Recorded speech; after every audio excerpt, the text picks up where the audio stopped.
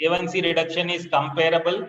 So that is not much of a difficulty. So preferably in a practice scenario, basal plus will help you, and then go augment to complete basal bolus regime.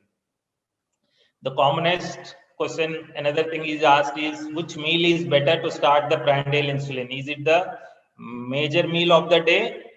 The question, breakfast or major meal, both will give you the same benefit, because obviously you require a higher insulin than in the mornings than in the evenings. So despite not being the major meal, if you start a prandial insulin with the breakfast, you will achieve the same A1C control. Couple of studies which have looked at it and said that there is no difference between the two. Some recent advances about prandial insulins, especially in people who use pumps. There are different types of boluses you can give when a person is using a pump. Conventional single shot bolus is what the patient can take just prior to the meal. The same bolus is split into two and can be spread over the meal duration, or maybe a delayed bolus over that much 20-30 minutes. This is actually akin to increasing the rate at that point of time. And a combination bolus, you can select your time your pump accordingly. A combination bolus is almost mimicking your physiology, where you are giving 70% as the first phase and 30% as the second phase. The benefits, possibly the combination bolus has kept the glucose under the better control than when compared with most of the other types of boluses. So it's important to know that even with the pumps, you require to set the boluses according to the need and according to the meal of the patient. The second, prandial insulins, actually the inhaled insulin there was a lot of hype before when they were launched, possibly replacing the prandial insulins, but by virtue of their less efficacy and maybe less potency, they are not much in vogue despite getting FDA approvals. Exubera received FDA approval, Technosphere is approved, but both of them have got very minimal usages.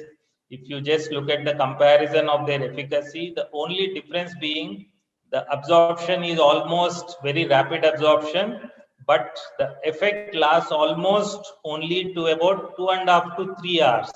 So what happens in a normal mixed meal, there are a lot of studies which have said that there is a bump up hyperglycemia at 4 to 6 hours, and the A1C reduction is not that better with the usage of these inhaled insulin. So not much of use in the clinical practice. The most of the times what are going to replace the current generation analogs are second generation prandial analogs. They just, there is a slight leftward shift of the action curve of the rapid acting analogs, about 5 to 10 minutes faster, 5 to 10 minutes earlier. That is what they are going to do. You have a lot of excipients which are added. The faster aspart is already in the clinical practice, approved for usage last 3-4 years, even approved for usage in pumps also. What actually they are just trying to prevent hexamer formation and make as many monomers as early as possible, diffuse and absorb increased permeability, so that the insulin, once it is injected, is rapidly absorbed. So all these excipients are being tried, and some of them are in phase 2 and phase 3 studies, which are going to be coming into market in the next couple of years. So to conclude, prandial glucose control is essential. There's no doubt about it. Prevents complications and has a major role to play, especially in Asian Indian subset. Multiple types are available. Start with 5 units per major meal and up titrate gradually. Choose a simple patient-friendly algorithm, maybe just a basal plus regime, and then go on to a basal bolus regime. Carb counting and multiple boluses as per the patient, education, patient comfort, so use judiciously. Second generation prandial insulins have better PKPD profile. And the last I would say is, fixing fasting alone is not going to be enough. Try and look at prandial right from day one the patient walks into your clinic. I've finished here. If there are any questions, I shall be happy to take. Thank you, Professor Hari Kumar, for your excellent lectures touching every minute details of the meal-related insulins. I think there should not be much question. Just one question I will ask you. Just whether, as contrary to the popular belief of 50% basal and the 50% bolus, as an Indians, whether we should make it different, like maybe 40% or 30% basal and the say maybe 60-70% bolus, because many times when we go by that, we'll end up with a persistent postprandial hyperglycemia, but the control maybe lesser fasting hyperglycemia. Yeah, there are studies which have said that possibly 30% basal and 70% prandial does help in these subsets. But as I said, the original studies were of 50-50. So that is why, as a golden rule, when we start with, that is taken. But as there are ethnic variations in the amount of insulin and there are postprandial requirements, we can generally have a higher postprandial requirement in our population than when compared with the Western population. And number two, second question one is, whenever a patient on Riles to feed hourly feed, so how to go by the bolus insulin injection? That is where actually in the ICU setting or in a DKA setting, whenever you use more boluses, that is the time you require to keep that stacking. That is why I put that stacking only for that reason. The issue is whenever you are using a second dose of insulin, preferably whenever you are using, don't use within 4 hours. The first thing. Rice tube feed also is given not less than 4 hourly, because the gastric emptying itself will take 4 hours from the previous feed. Liquid feed may take about couple of hours early. The second thing, if you are anywhere such critical scenario, it is better to use a infusion rather than a subcutaneous multiple dosages. Okay, thank you.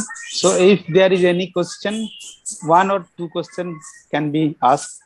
My side, please. My video is not audible. My video, sorry, is not visible. I had a little question, just a little question. Yes, sir. Host has asked you to start the video. Okay. Now, coming back to the original opening remarks I made, have we come close to the ideal bolus insulin? Do you think FIASP is the answer? No, sir. FIASP is still not the answer. Yes, I'm sorry. There are still some lacunae with the current one. As I said, the 2-3 key factors, because FIASP is almost going up within say 1 to 5 minutes of onset of action, but that the dropping of the insulin is actually giving rise to again a hyperglycemia with a mixed meal. So your A1C control is not that accurate. Your immediate control in the 1 hour, 2 hour, your most of the studies have done with the mixed meal liquid meal test, where there is a maximum glucose rise in the 1-2 hours, which FIASP is covering, but not in the normal conventional meal, mixed meal settings. So it is still not the ideal prandial insulin, but it is, as the same analogy existed between the regular versus analogs, the same difference exists between the analogs versus faster acting analog. So they're slightly better. One more, please, sir. Can FIASP be being given in the meal, during the meal? The recommendation is can be given within 20 minutes from the start of the meal. Within 20 minutes from the start of the meal. So that is important, not 20 minutes after finishing the meal. It can be given during the meal. I think we are already, we are running a little bit late. So I should say, so we should close the session. And Professor Hari Kumar actually deserves very big hand. So I must thank you from the, from DI also. So over to Jasosri, please, for the next scientific session. Bansali sir, good evening. Good evening, Hari. Good evening. Good evening, sir. Subhankar, Good evening. Bansali sir, good evening. good evening, sir. Good evening. Good evening. Thank you, sir, for such an insightful and informative talk.